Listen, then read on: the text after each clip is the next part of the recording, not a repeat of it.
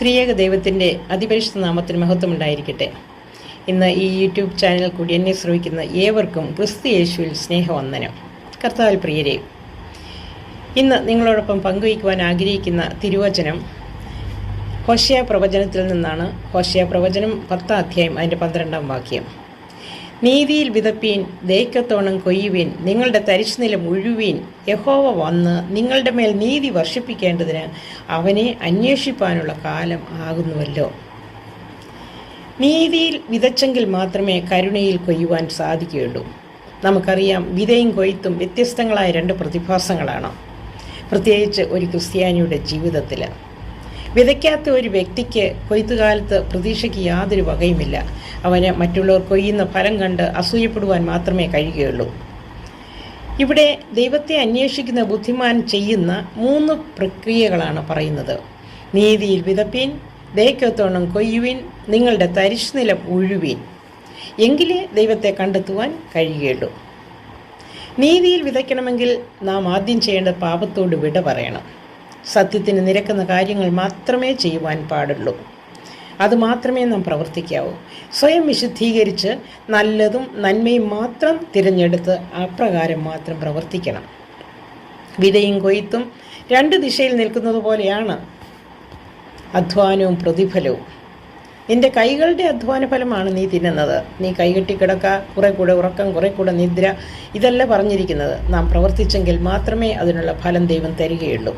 അപ്പോൾ നാം നമ്മുടെ ഈ ലോക ജീവിതത്തിൽ നാം ദൈവത്തിന് വേണ്ടി പ്രവർത്തിക്കണമെങ്കിൽ, ദൈവത്തിൻ്റെ സുവിശേഷ ലോകത്ത് നാം പ്രവർത്തിക്കണമെങ്കിൽ നാം എന്താണ് ചെയ്യേണ്ടുന്നത്? നീതിയോടെ മാത്രമേ നമ്മുടെ പ്രവൃത്തിയെ മുന്നോട്ട് കൊണ്ടുപോകുവാൻ പാടുള്ളൂ. ധാരാളമായി വിതയ്ക്കുന്നവൻ ധാരാളമായി കൊയ്യും, എന്നാൽ ലോഭമായി വിതയ്ക്കുന്നവൻ ലോഭമായി മാത്രമേ കൊയ്യുകയുള്ളൂ.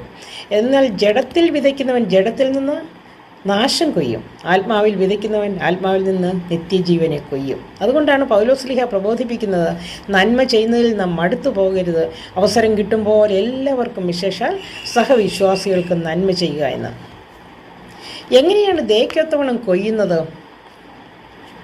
നീതിയിൽ വിതച്ചെങ്കിൽ മാത്രമേ അത് സാധിക്കുകയുള്ളൂ. വിളഞ്ഞ വയലിൽ അത് കൊയ്യണമെങ്കിൽ അതിൻ്റെ കാലാവസ്ഥ അനുകൂലമായിരിക്കണം, മറ്റു സാഹചര്യങ്ങളൊക്കെയും അനുകൂലമായിരിക്കണം. എങ്കിൽ മാത്രമേ നാം ഉദ്ദേശിച്ച ഫലം കിട്ടുകയുള്ളൂ.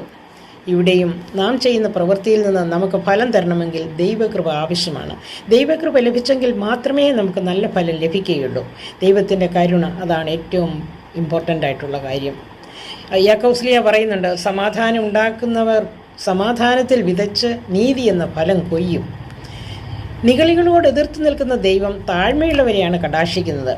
കൃപയും കരുണയും ലഭിച്ചെങ്കിൽ മാത്രമേ നല്ല ഫലം നമുക്ക് ലഭിക്കുകയുള്ളൂ. നമുക്ക് അത് നിത്യജീവങ്കിലേക്ക് ഉതകുകയുള്ളൂ. നീതിയിൽ വിതയ്ക്കുന്നതും ദൈക്കത്തോണം കൊയ്യുന്നതും എല്ലാം നാം ചെയ്യേണ്ടത് നമ്മുടെ ഒരു പ്രത്യേക ചുമതലകളാണ്. നീതി പ്രവർത്തിക്കുന്നതാണ് അല്ലേ, കരുണ സ്വീകരിക്കാനുള്ളതുമാണ്. തെറ്റിനെ ശരിയും ശരിയെ തെറ്റുമായി കാണുന്ന ഒരു വ്യക്തിക്ക് അവൻ ഒരിക്കലും നീതിമാനാകയില്ല. യഹൂദന്മാർ നീതിയുടെ ഫലമായി കാണുന്ന ഒരു ഫ്രൂട്ടാണ് പോമിഗ്രാനൈറ്റ്. എന്തുകൊണ്ടെന്നാൽ അതിനകത്ത് അവരുടെ തോറായിലെ കൽപ്പനകൾ പോലെ ഏകദേശം 613 കൽപ്പനകളാണ് തോറായിലുള്ളത്. അതുപോലെ ഇതിനും 613 സീഡ്സ് ഉണ്ടെന്നാണ് പറയപ്പെടുന്നത്. നീതി വിതയ്ക്കുന്നവനെ വാസ്തവമായ പ്രതിഫലം കിട്ടുകയുള്ളൂ. ഇതിനൊക്കെ മുൻപായി മനുഷ്യൻ ചെയ്യേണ്ടുന്ന ഒരു കാര്യം കൂടിയുണ്ട്, അവൻ്റെ തരിശു നിലത്തെ ഉഴണം. ഇതും നമ്മുടെ കർത്തവ്യമാണ്. ജീവിതമാകുന്ന സാഗരത്തിൽ മനുഷ്യൻ ഒഴുകി നടക്കുകയാണ്. മറ്റുള്ളവരുടെ കുറവുകളും കുറ്റങ്ങളും തേടി അലയാതെ സ്വയത്തെ നമുക്കൊന്ന് വിലയിരുത്താം. ഹൃദയത്തിൻ്റെ അടിത്തട്ടിൽ അടിഞ്ഞുകൂടിയിരിക്കുന്ന എല്ലാ പാപചിന്തകളെയും ഒന്ന് ഉഴുതുമറിച്ച് അതിനെയൊക്കെ ഒന്ന് പുറത്തു കൊണ്ടുവരാം. നമ്മിലെ കറകളെയും കളകളെയും വെടിപ്പാക്കാം. വിത്ത് വിതയ്ക്കാൻ വേണ്ടി എങ്ങനെയാണ് ഒരു പാടം ശരിയാക്കുന്നത്? അപ്രകാരം തന്നെ നമ്മുടെ ജീവിതത്തെ ഒന്ന് ക്രമീകരിച്ചെങ്കിൽ മാത്രമേ നല്ല വിത്ത് പാകുവാൻ സാധിക്കുകയുള്ളൂ. ആ കറകളെയും കട്ടകളെയൊക്കെ ഒന്ന് ഉടച്ച് നമ്മെ തന്നെ ഒന്ന് പാകപ്പെടുത്താം. എങ്കിലേ നമുക്ക് വചനം കൈക്കൊള്ളുവാനും അത് നമ്മിൽ ക്രിയകളെ ചെയ്യുവാനും ദൈവത്തെ കണ്ടെത്തുവാനും കഴിയുകയുള്ളൂ.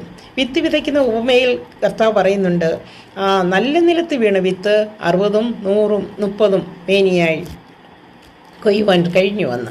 സ്വർഗരാജ്യത്തിൽ ഏറ്റവും വലിയവൻ ആരെന്ന് ചോദിച്ചപ്പോൾ കർത്താവ് ഒരു ശിശുവിനെ അവരുടെ മധ്യത്തിലേക്ക് വിളിച്ച് നിർത്തിയിട്ട് കാണിക്കുകയാണ്, നിങ്ങൾ മനം തിരിഞ്ഞ് ഈ ശിശുവിനെ പോലെ ആകേണ്ട ആവശ്യമുണ്ട്, എങ്കിൽ മാത്രമേ നിങ്ങൾക്ക് സ്വർഗരാജ്യം അവകാശമാക്കുകയുള്ളൂ എന്നാണ് പറയുന്നത്.